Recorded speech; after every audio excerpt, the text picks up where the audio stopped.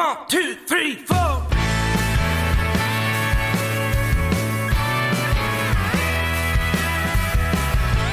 right, welcome back to another episode of Country and Cold Cans. Here it is, Co-Wetzel Day. We're recording February the 28th. I'm Logan, sitting here with Trucker Andy and Kyle. Be sure to give us 5 stars and a great review on Spotify, Apple Podcast, Amazon, and Stitcher.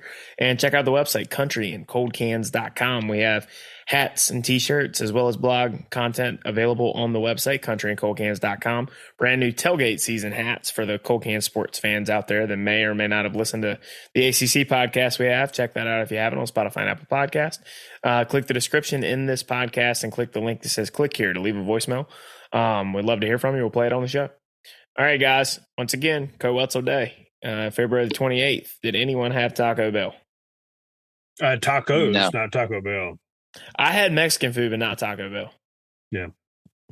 It made turkey tacos. Oh, yeah. Turkey tacos? Like turkey meat? Like turkey ground? Was it Ground turkey. ground turkey? Yeah. Yeah, me and Ben are trying to be healthier. I don't know. There's I don't know virtually no difference in the taste. No, it isn't. But it's a lot less grease. So Yeah, that's true. I had a steak burrito today. We had a company lunch at Chewy's. One of the who claims to be Tex-Mex. Not really. It's very Americanized Mexican food, but it was all right. It is Tex-Mex. Oh, is that what that means?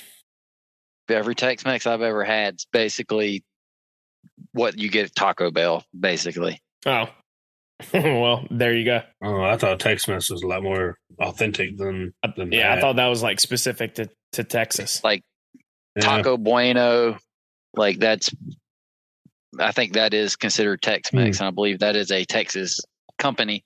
It's like Taco Bell. Have y'all ever seen the thing that the guy did where he just ate Taco Bell and he at least ate one item different on the menu for like 6 months, and his cholesterol and he lost weight? Really? Both went down. Yeah. So he at least ate one thing off the menu. You know, he ate every single thing, but he ate there 3 meals a day for 6 months. And his cholesterol. Did he just pick something random, or did he like strategically pick it? Well, he had his favorites, you know, but he made sure that he ate every single thing on the menu at least once. So yeah, he ate it 3 meals a day for 6 months and lost weight, and his cholesterol went down. But is there more to it? Is it like the Subway perv guy that ate Subway every day? The reason he lost so much weight is because he walked to Subway. I mean, this guy was already in pretty good shape, so I'm not going to totally attribute it to Taco Bell, but you know, he showed his results. So, Taco Bell's not the worst for you. No. It can't be, because you know you're shitting 15 minutes after you order it. So obviously you're not keeping too much in your system. It's not the best, but it's definitely not the worst. And yeah, I mean, if it doesn't stay in you long, how bad can it be? Yeah, I mean, that's probably not a good motto to live by, but well, obviously, obviously, you know, you're not keeping the carbs in, you know, if it's just in and out. I love Taco Bell, man. I love Taco Bell. I like Taco Bell, but it's like it don't like me after I eat it. I love it while I'm eating it. Oh yeah, 100%. Yeah, I'm by the time I eat it, and if I eat it while driving home, when I get home, we're done. I think I'm doing. Then if you happen to throw a Zen in or something. Yeah. Well, oh God, I miss those things. Well, you've been strong on it so far, so. Yeah. Oof. I do miss those things, though. All right, well, today we're going to be talking about the brand new Muscadine Bloodline record, Teenage Dixie. Just came out this past week. Anybody who listens to this show regularly knows that we've covered some of the singles as they've come out, and we were all pretty hype about the things we've heard. Looking forward to this project. This, I got to say, I was like, it lived up to my expectations. Like their album, you know, their type of music, they call it red clay country. They even sell a t-shirt on their website saying that, but they, sonically speaking, loved this record. It's got a perfect mix of country rock kind of sitting in there. And then I think the thing that really impressed me, other than just the sound of it, was the songwriting on this. You had your normal standard fare of love songs, heartbreak songs, but then you had some narrative driven songs. And I was impressed by that as well. Just the overall effort. And Andy, I think you said it when you texted us that this was the sound of this record. This is the best sounding record you've heard in a while. And I contend that if this is what mainstream country should sound like. Yeah, I'm pretty big on the sound of it. I was doing some mental calculations on my head today. I'm going to say it's probably certainly top 10 all time for me on sound. That's pretty up there. I was nervous. I was so hyped for it. I was nervous to listen to it because I was scared it was going to let me down, and it didn't. It's awesome. There is, sound wise, no miss all the way through at all. Oh yeah. Now there were some that I preferred other than to others, but obviously I agree. Like they got it right. They got it right on sonically speaking on this.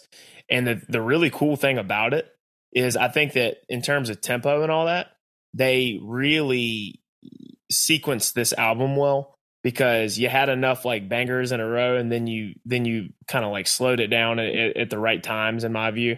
Now some of the songwriters on this I find very, very intriguing from when I just read the liner notes before it was released, and then it definitely kind of lived up to it. But like Evan Rudin was written with Brent Cobb and Adam Hood, who we've had on the show, interviewed on here. Azalea Blooms and Named After Natives was co-written with BJ Barham from American Aquarium. I can see that. Mm-hmm.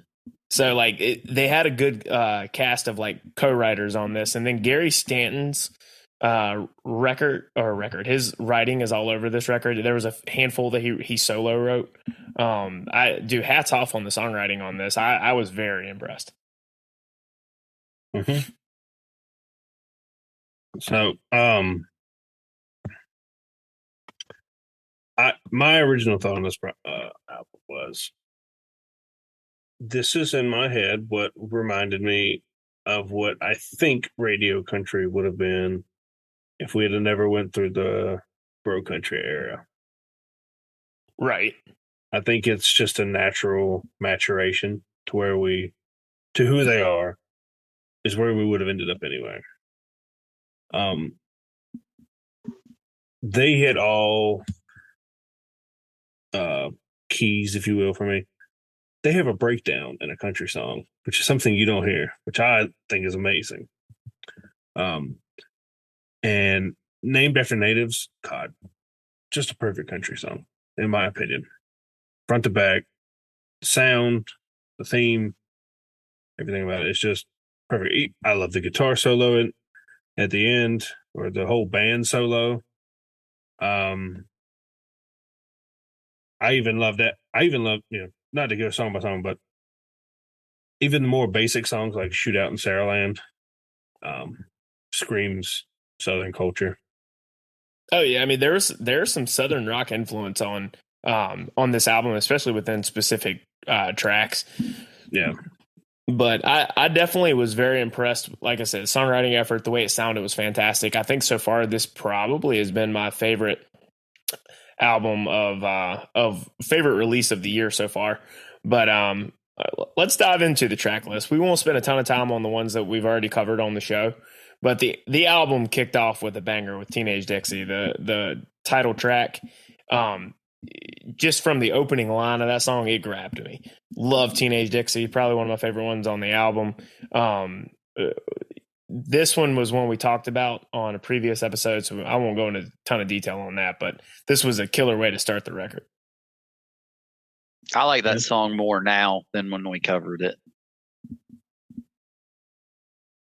I think I still hold the same opinion. Not much has changed for me, but still a fantastic song. Yeah, definitely. Now, go ahead. there's a couple of things in the writing I didn't pick up on when we first talked about it that I've picked up on now. Such as The where was it? Where he talks about that you like how he flips it from the you're thinking that she'll probably miss me, and then at the end of the chorus, whereas was it she don't give a damn about you? How it goes it from me to you thing. I like that. This song in particular, just like I said, it grabs me from the opening line. only recollection. Only recollection of my senior year was a Ford fishtailing on a 2-beer buzz. Now they make use of a lot of alliteration, and I love alliteration on throughout this whole record. But that hooked me in right away. But Teenage Dixie, definitely a fan. Now, for someone that doesn't know, what is alliteration? Like Ford fishtailing, you know how they both start with F back to back. Or same phonetics. Sake. Yeah. For fuck's sake, Andy. There's some alliteration for you. For someone that doesn't know, Andy's like, I definitely know, but just for the listeners who don't. For research purposes only. Phonetics, for someone that doesn't know, what would that mean? The way it sounds. Oh, I knew that. Yeah, you were just trying to clarify. Yeah, for the people that didn't know. Yeah. Well, thank you, Andy, for having a grammar lesson. We appreciate that, and I'm sure the audience does as well. All right, moving into Pocket Full of 90s Country. I know that this one was one that a lot of people immediately lashed onto on Twitter. I think it's a fun sounding song. I will say this was, in my opinion, one of the weaker tracks on the record, just in terms of it gets a little listy in terms of just like name checking older artists and everything, which is fine. Like it's a fun song, probably fun live, but I think it's not a bad song. It's just one of the weaker tracks of a fantastic album. Yeah, I thought that was the whole point of the song was let's just name check, and it's just a name check song done pretty well. I mean, but it's not anything more than a name check. They just hit the cliff notes of 90s country. Yeah. Yeah, I thought that was. I could have probably done without this one just because it's too name checky for me on the writing aspect. But I'm gonna guess since Logan didn't mention it, he might not have picked up on the very beginning of this song. Well, then say it because I don't know what you're talking about. I mean, he's referring to his phone, right? The drums coming into it are almost identical to Good Lord Lori. Oh yeah. Like okay, I see what you're saying on that. Yeah. I didn't make the connection there, but you're right, they are. I will say I do think that as Charlie Muncaster sang on this on his part of the chorus, I do think this song will get the juke joint jumping. Another example of alliteration for those that may not know. Andy knows, but just for those that don't. But yeah, Pocket Full of 90s Country, probably fun live. Not one of my favorites from this.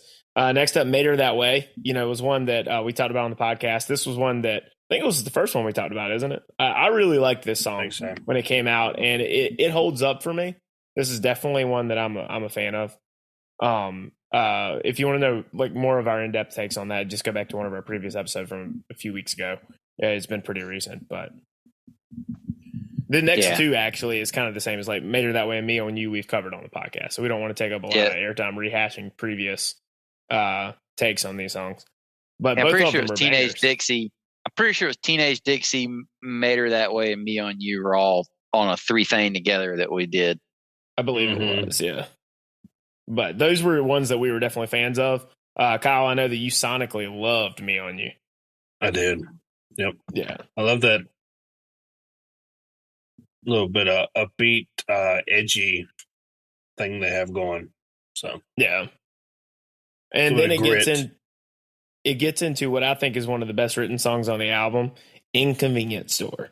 We did talk a little bit about this one, but this one, in my opinion, I think it's worth bringing up again just because the more I've listened to it, the more I've grown to appreciate it. It's a song about the story of they put themselves in first person here. And it's a story about, being desperate and having nothing to lose. So like they're going and they're sticking up a convenience store. Mm-hmm. And I love the beginning parts where he's like, they mention each other by name, and then Gary's like, "Damn it, why'd you say my name?" That but part, then he says Johnny, which I find funny. Have you no, he noticed that? said Charlie. No, one of them says one's name. Go open the door. But he said Charlie. He didn't say Johnny. Oh, okay, Charlie. Yeah, and he's like, Charlie, go get the green or whatever he says. Yeah, yeah, they're saying they didn't come for pocket change. Yeah, one of them's mad he said his name, and the other one immediately then says the other guy's name, which I felt was a little bit of like incompetent funniness, if that makes sense. Oh yeah. No, I will say that if Andy and I were robbing a bank and Andy said, Logan, go do something like that, and I was like, damn it, why'd you say my name? I 100% would say his name back. So I found that part very comedic. Yeah, that's what. Yeah, Charlie. Okay, I thought Johnny, but yeah. Yeah, I was huge on this song when we did it the first time. Still huge on it. Yeah. Inconvenient Story. I love fire. This was one of the ones where it's like telling a story. It's not just a, run of the mill heartbreak or run of the mill love song. Mm-hmm. And so I love I love the way that they tell a story, but they do it in different ways throughout the record. This one was like a first person story, which I very much appreciated the way this song turned out. The next one is one that was, I think, the lead single. It was the one that was co-written with Adam Hood and Brent Cobb that we didn't talk about on the podcast, but this has been the one that when I first listened to it, I didn't love it. Now I absolutely love this song. It's Evan Rudin. This song is absolutely fantastic, and the fact that they have a Hardy's reference. We talked about it with the Riley Green thing, but a Hardy's reference and talking about then Andy, you said Hardy's and dip, right? Yeah, because he said because I like how he said his daddy's dad instead of his granddad. I don't know why I like that. But he's waiting on a Hardy's biscuit, and he was sitting on the boat rigging something up, sitting and dipping. I was like, damn, he's making that dippy sound pretty good. Andy's like, I might fall off the wagon here because of Muscadine Bloodline. I could go for a dippy. And a Hardy's biscuit. Now, Hardy's, I don't know why I get so like, hell yeah, whenever somebody like references Hardy's breakfast in a country song, but I think it's maybe because of like the region we're from. But I love some Hardy's breakfast. So whenever Riley Green did it, whenever Muscadine did it here, I was just like fist pumping in my car driving to work. I was like, Hardy's biscuit. Now, I have would you get that hype if someone said Carl's Jr.? No, that would be lame as shit. Yeah, even though they're like the same thing, but yeah. Literally the same. Yeah, it's just gonna be Hardy's. Yeah, I always find that funny. But when we were growing up, Hardy's was not the same. Were they two separate companies then? I thought yes. they were. Carl's Jr. is from a different part of the region of the country. Hardy's, I always thought they were the same. They 100% were. Andy, Hardy's was founded in Greenville, North Carolina by Old Man Hardy. And then it was based in Rocky Mount until 2001. The national headquarters for Hardy's was in Rocky Mount, North Carolina until 2001. I was thinking though that they'd already bought Carl's Jr. I thought that happened in the late 80s. I don't know. I thought they were always the same thing. So we'll do an episode on fast food history here soon. But I like this song's super Southern too, which is throughout the whole album. But I don't know. It's just something. There's something redneck about taking an old boat out and just blowing through the wake zones, just doing some redneck shit. Well, it's even more redneck. So I'm not even that high on this song in comparison to other ones. It's really redneck. They wrote this song about an 84 model boat in 2023. So it's an old ass boat. But two, Evan Rudin is like the less nice version of a Yamaha or a Mercury, which I find funny as being super redneck. They just slap a motor on a boat and they're just out there having a good time. Well, one thing that I really liked about Evan Rudin in particular was it really takes like the beginning of the song is talking about him, his brother, and his dad, and they're out on the river. Then the second verse, he's talking about him and a girl out on the river, but it takes them in that boat and it uses it as a vehicle for like making memories. Yeah. But it does it in an upbeat, like really, really fun song just to listen to. Yeah. So I was going to save this to the end, but I think this album has lifted general concepts from all-time classics in country music. I think Evan Rudin is not that far from not Drive. God, his name's blanking on me. It has a similar kind of premise to Drive. It's just more fun than Drive. Drive is more like introspective. Right, but yes, I agree with that. But even some of the other songs, I get heavy, like early Eric Church vibes with a little bit of edge, a little bit of grit. And I think they have taken things that have already been done, made it their own, and I'm not going to say made it better, put a hell of a twist on it, which is why I like it. Yeah. Because I can clearly see the influence, but it's not a straight ripoff. Right. And that's a to me, that's a really fine line to tread. But they've done it fantastically. Yeah, definitely. For me personally, one of the standout tracks. The next one, "Crying in a GMC," we did cover this one as well on the podcast. We either did or we had talked about doing it, but this one is just a song about. It's almost like an apology in some ways for being a disappointment to people in your life, and it's hilarious to me. Like from just being a disappointment about used to be as little Joe Namath, talking about the narrator and his dad not being the star quarterback, and then not working out with a girl in the second half of the song. But I was a big fan of "Crying in a GMC." Again, fun melody, good tempo, but still told a story. I love the way it says GMC for some reason. It's so catchy. And then the album art, Andy. Remember we were talking about that with the old school GMC logo. Total sick. Yeah. Now, Andy, I know this was one that you had talked about. So the next two tracks kind of go together. One is a monologue and one is a song. Both of them written solo rights by Gary Stanton of Muscadine Bloodline. WT versus the Devil, which leads into Devil Died in Dixie.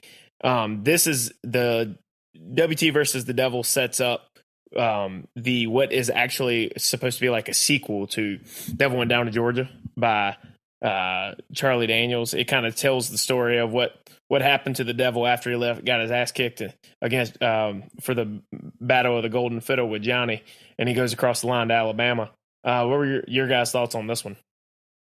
I love how southern it is. I love how his name's WT. So that's redneck. And I like how too that WT got kicked out of the Baptist church for not voting the county dry. And I love the way this song sounds. It is fantabulous. Don't do this. I like it. I think I like the way that it tells a story of a continuation on a classic song by Charlie Daniels Band. It's not trying to replace that song. It's just a continuation. I'm a fan. I think it's a very well done story. So now that we got the positivity out, Kyle, give us your negative opinion on why you think this is bad. Oh, grumble, grumble, grumble. I don't like reboots. Just let things live. It's not a reboot. It's a sequel. Yes, and sequels are often awful. Just let it live. Just let it die. Charlie Daniels, R.I.P. Rest in peace. Just let his stuff speak for itself.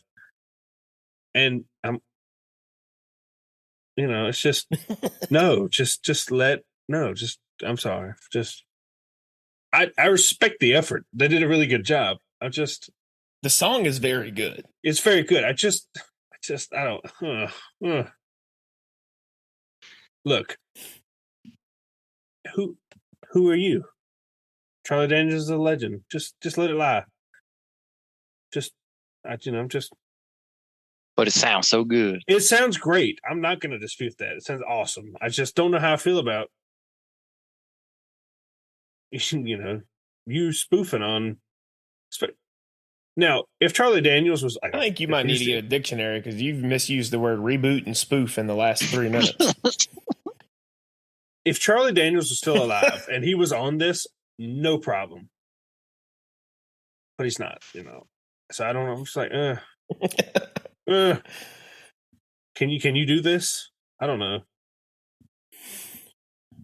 Well, That's the song itself, I understand what what you're saying. I do. I understand what you're saying. I do think the song itself is a good song, though.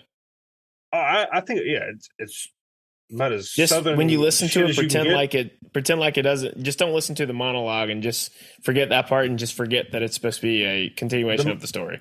The monologue did poison it for me. I will admit that it 100% poisoned it. It's the one thing that I didn't want to listen to after the second time through. Skipped. Just create your own playlist and remove it. I did. Yeah. Hey, I'm going to be a hater on that one. So all right. All right. Life Itself. Andy, this was probably the last one on the album I listened to, and you said, I think you're really going to like this song. This one is a absolutely fantastic song. This was a good change of pace from what we had gotten so far. I believe this was also a solo write by Gary Stanton, and it's a very real kind of like story that happens to a lot of people, both men and women. But this obviously from the guy's perspective about unrequited love, being head over heels for someone that is never going to do anything but see you as a friend. And it's a tale as old as time. The whole rom-com genre tries to do something about this. But the difference in this song versus the rom-com movies is in the song, the guy doesn't get the girl. That's what makes it country music. Shit don't work out for him. It's a sad song. I like this song a lot. It's one of my favorite sounding songs on the album. I love the writing of it. I was like, I don't relate to this song at all, but it's probably my favorite written song on the album, which I always think is interesting when you don't relate to something at all, but you really enjoy the writing of it. The writing's great on it. Sounds awesome. This has got that double hitter to it from the writing and the ear pleaser. Kyle probably hates it. we haven't hit the come up on the album yet, but we're still in the the low. So Andy predicted it correctly. Yeah. We were all climb until we hit WT, and we're in the lull still. To me, we're starting to come out of it on the next song though. Life Itself, fantastic song. I'm the unpopular one tonight. Moving into Good to Drive. Good to Drive is perfectly placed in my opinion because you had a lot more tempo on the record thus far. A lot more like guitars, kind of like really more in your face. This one was a good change of pace and a good like more subdued song. And this song, I really like just the sheer sadness of it, where you're sitting there and you're kind of at a bar. You're not. It says you're not sober, but if you're just telling that girl, I'm not far. If you really change your mind and you want me to come back, I'm still good to drive. Been here, done that.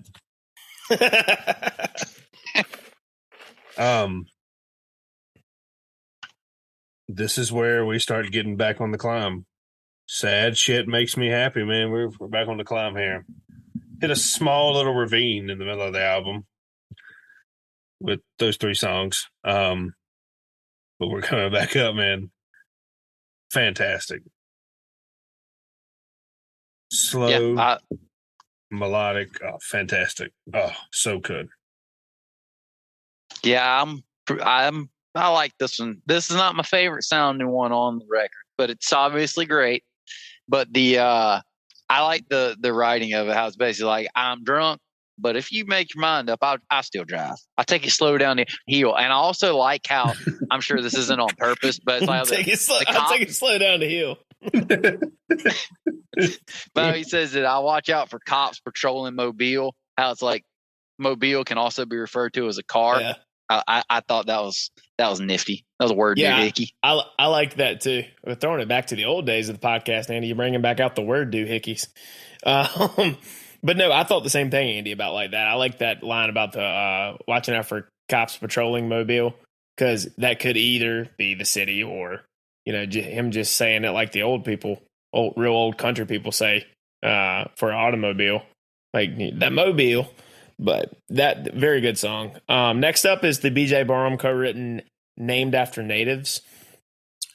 I could definitely tell BJ had a hand in writing this from being a longtime American Aquarium fan. This is a fantastic, really like well-written song. But I think the part that I really liked about it was sonically, this gives me heavy Turnpike Troubadours vibes. From the Ryan Engel influenced like sounding lead guitar, the drum pattern on this song. This, if you told me this was a Turnpike song, just from the way it sounds, I believe you, and I love that. I have listened to this song 30 more times than every other song on the album. It's the best song on the album. It is a teenage love story. It's everything a country song should be. It's perfection. BJ, tip of the cap, did a wonderful job writing the song. Muscadine, you made it sound amazing. Yeah, I actually didn't. I have nothing to even remotely negative to say. Best song on the album by a long shot. I wouldn't say that at all. But I forgot that I actually don't really know what the song's about. This is the one I don't know what's about. But yeah, it does definitely have some Ryan Englewood vibes on the guitar for sure. And I forgot earlier, speaking of Turnpike, in Life Itself, they also said, let's call a spade, which is a Turnpike song. Yeah. But it has, sorry, so there's like a 30-second part in the song that has a solo for just about every instrument, which is what I thought of when I heard of Turnpike.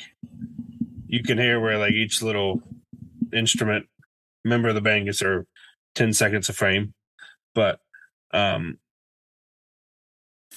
he's trying to hook up with a girl, and it's the main gist of the song. No objections to that. He's found this little spot under a bridge named after this Native American tribe, and he's trying to hook up with her. Like I said, this was written by both guys from Gary and Charlie from Muscadine with BJ. I can hear BJ's influence being a co-writer here, no doubt. Thought that from the very beginning. There were two that I was like, I knew BJ had a couple co-writes on this. There were two without me even looking it up that I was like, I feel like BJ was part of this. Ended up being correct on it. This was one of them. Now, next, moving into Old Man Gillich, a little bit more of one of the more kind of like rock leaning efforts on the project. This is one that didn't grab me at first, but I've grown to like it a lot more. I like the narrative of this, though. I like that. The reason I like songs like this thrown on a record is because it offers variety from just love songs and heartbreak songs. You know what I mean? It's this a high one crime just song. Exactly. This tells a story that isn't just about the two things that the people love to say, oh, all country is about X, Y, and Z. Well, this is just a kind of a more unique take. And so I like this song strictly just from the songwriting. I like the way it sounds. This song's a banger. I like songs about crime and the cartel. This is a fun one. Yeah. I hate the way the song sounds, but I like the writing. There were so many different ways they could have done, in my opinion, to make this really great. I just hate the sound of the song. It works for the type of song that it is, I think. I guess. I don't know. I forced myself to listen to it so I knew what it was about, but I just didn't. I just hated the sound of it. All right. Moving into the next song that was the second co-write with BJ Barham, Azalea Blooms. This is a love song done right, in my opinion. It's not overly cheesy. It paints good word pictures. Like, I think it caught me right. It got me right in the chorus, whereas like I heard Sheriff Cicadas sing, and then like talking, and then the Azalea Blooms line going into, the hook of that chorus, or being the hook of that chorus. I definitely heard the BJ influence on this. I like this song as a love song. this is the type of love song that I generally can get behind because it isn't that boyfriend country like production. It isn't Russell Dickerson. Let me put it that way. Like this is a country love song done right. This is which I would have been correct. I picked this to be a BJ because the instrumentation at the end of the chorus to me really sounds like some American Aquariums, like slower songs. And yeah, I don't know, shit about azaleas, but I know we got them where we're from. But I like the Azalea I like Festival every year in Wilmington. Well, see, this is one of the songs to me that I thought was fairly Southern too in the way it was written. Well, I like the way this song sounds actually quite a bit. I dig the sound of it. But it's got the azalea, and also at the end has wrapped up like a vine of kudzu. I know we have kudzu. Well, that's a good point that is pervasive throughout this entire record. This is a very Southern record. The Southern references, shit, how many times it was Dixie or Dixieland? I mean, it's in the album title. But it's like the imagery painted on this record, the stories told, the references used, like you said, kudzu, azaleas, all that stuff. It's a very Southern record. It's a Southern record telling stories from first person, from third person, love songs, heartbreak songs, high crime, robbing a convenience store because you need money. This record has it. I love that it's distinctly Southern too, as a Southern man myself. Andy, have you ever seen the really famous hole of the Masters? It's got all the flowers behind it. Right behind the hole. Nope, I don't think so. They're azaleas. Andy only watches NASCAR. Yeah. Azaleas are really pretty flowers. If you know that, women like that, they are really pretty. They're also a bush, so you don't have to do anything to them. For the listeners, Kyle just zoned off to his left, and he's like, "Oh, azaleas, they're really pretty flowers." Hey, yeah. Hey, man, you learn these things. All I do is go there with a pair of shears and cut some and give them to Bailey. Secret trick, wink, wink, nod, nod. Whose flower bed did you steal them from? I planted them bitches, bro. I bought them things from Tractor Supply like 3 years ago, and they're finally getting big enough where you can actually do it. You already know. Playing the long game here, Logan. Yeah, perfect song. It's odd for me to say. Yeah, because like we don't love songs, No, we like But what I was gonna say is, odd thing for me to say. The two best songs on the album are two BJ songs. Yeah, I'm with you on them being two of the best songs on there. I think they're the two best, but yes. So then we got two more to run through before we get to our top three favorite before we close out the show. The Knife to a Gunfight. I like the way this song sounds. Fun song, but I will say I think it's probably one of the weaker tracks on the album. Mm-hmm. What do you guys say? Retweet. Don't disagree. Totally disagree. All right.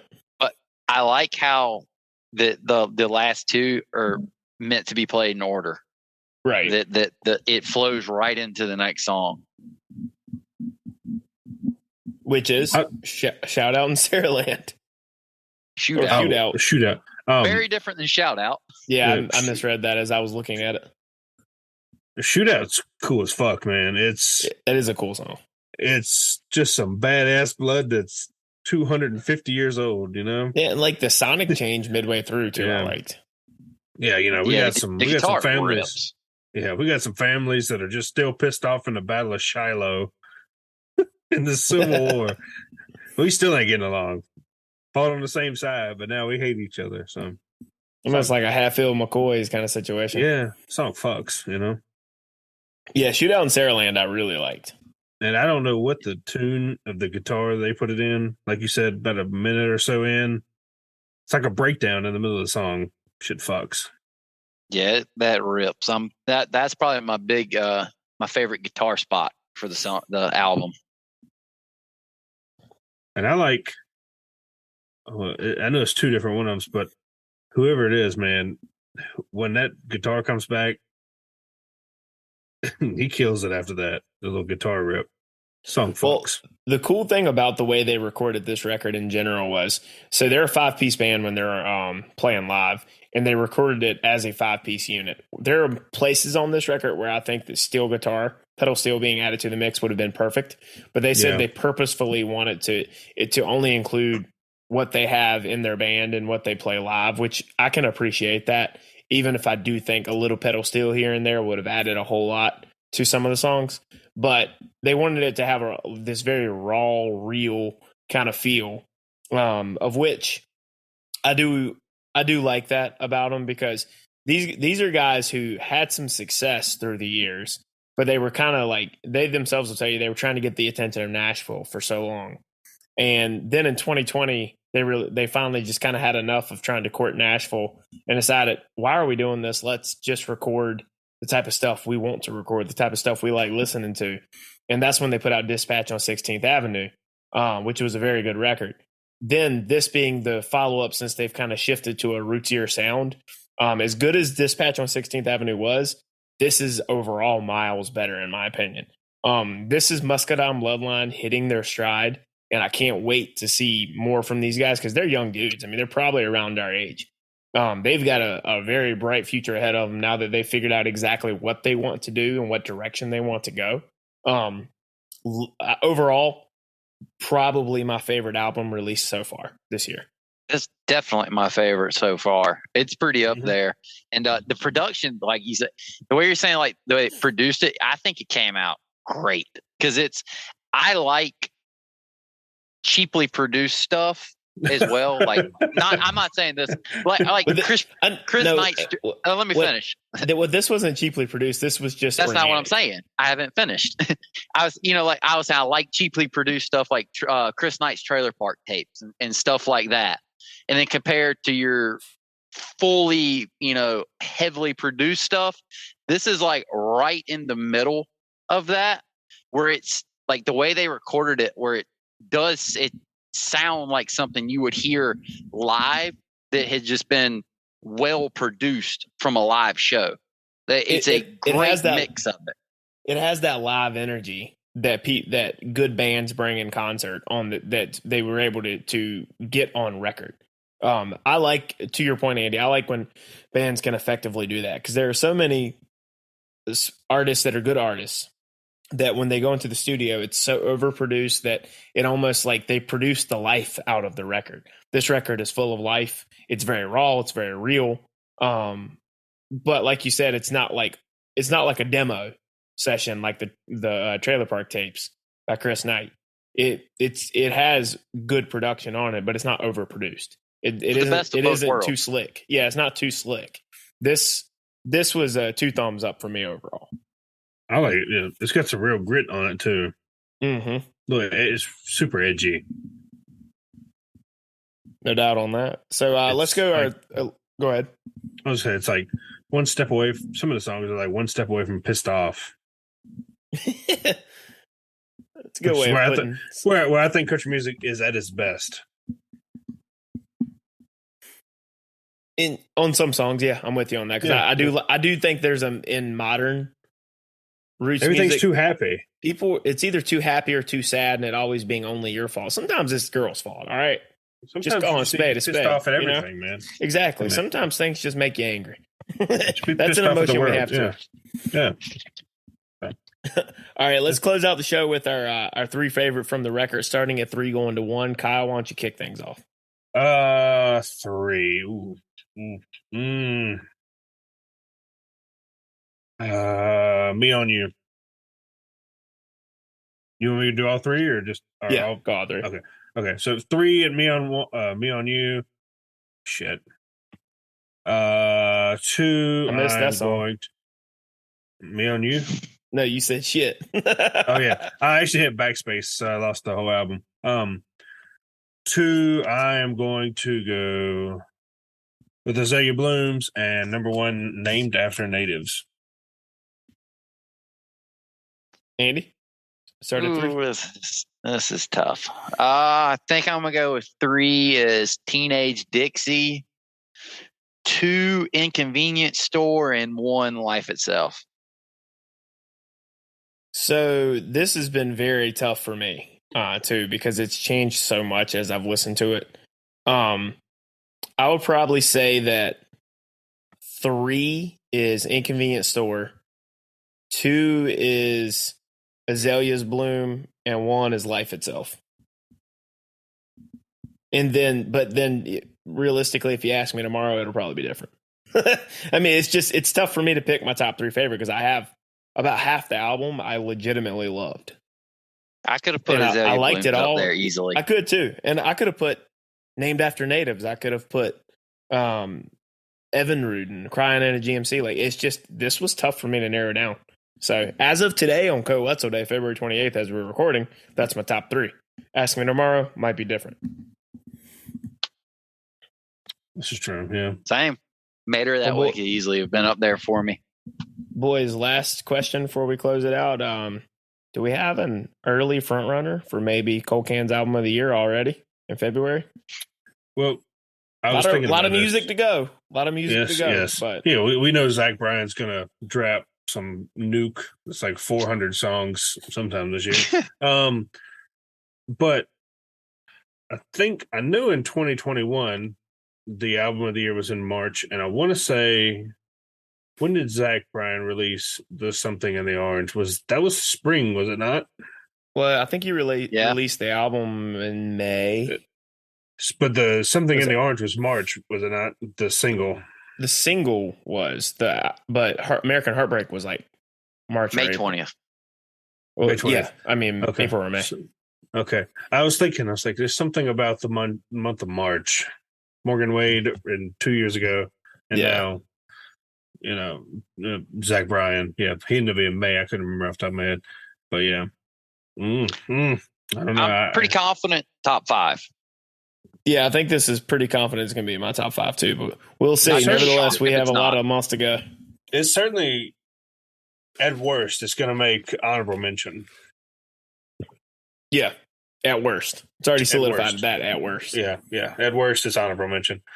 The main thing, just Zach just drop a nuke in July.